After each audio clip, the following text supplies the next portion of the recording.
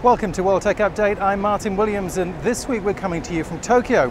In this week's program, we're going to be taking a look at Boeing's high-tech 787 on its first flight out here to Asia.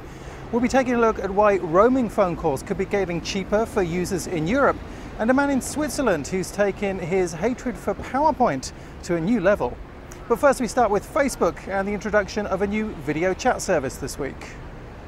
The new feature was developed with Skype and works through a browser plugin on Firefox, Internet Explorer, Safari and Chrome on both Windows and Macintosh computers. For now, video chat is only for one-to-one conversations, but it could be opened up to larger groups in the future. Launch of the new service comes days after Google began rolling out its Google Plus service, which includes group video chat. To get started on Facebook, visit facebook.com/video calling to download the plugin. Facebook said the new video service is the first of many new applications to come in the next couple of months. Now, the cost of mobile phone roaming for European consumers could be getting a lot cheaper from 2014. A proposal from the European Commission will allow consumers to sign up for a second mobile phone carrier for use when they're overseas, but still use their home phone number. We are proposing a long-term structural solution to get to the root cause of roaming rip-offs, namely just the lack of competition. The European Commission wants the difference between national and European roaming tariffs to almost disappear by 2015 and sees the proposal as a way to reach that goal. We are proposing that by July 2014, retail caps before VAT would reach 50 cents per megabyte data, 24 cents per minute for a call made, 10 cents per minute for calls received, and 2 cents for a text.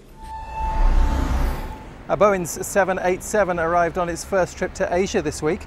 It's performing readiness tests ahead of going into service in August or September. The airliner is not only the newest in the skies, but also the most high-tech.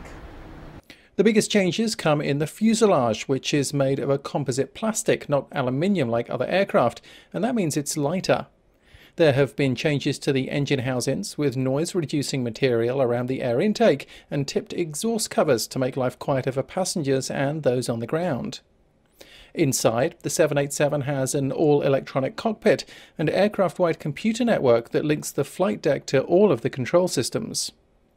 Sensors throughout the aircraft constantly measure flight parameters and, if sent back to base, allow real-time ground-based monitoring to take place. For passengers, the most obvious difference will be in the cabin. Pull up and down window shades are gone in favour of electrochromatic dimmable windows. They act like adjustable sunglasses and should put a stop to the glare often encountered when flying high above clouds.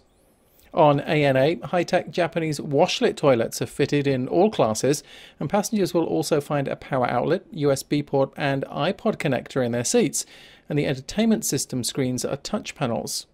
The 787 will enter service on domestic routes in Japan during August or September.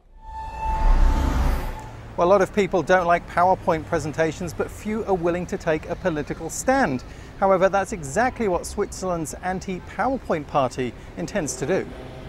Founded by Matthias Pohm, the group claims PowerPoint and similar presentation software cost the Swiss economy 2.1 billion Swiss francs annually. That's around 2.5 billion US dollars. Across Europe, they say the figure balloons to $160 billion.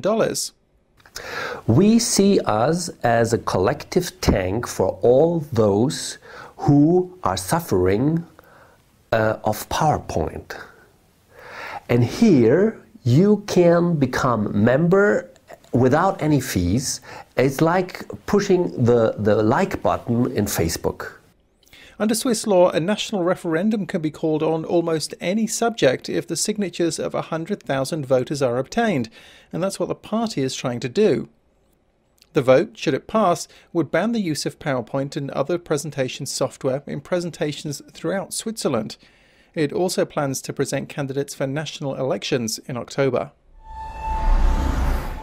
And that's it for World Tech Update this week. Thanks for watching. Nick is back next week from Boston. He's been on vacation this week, enjoying his July 4th holidays. And that's where we're going to leave you.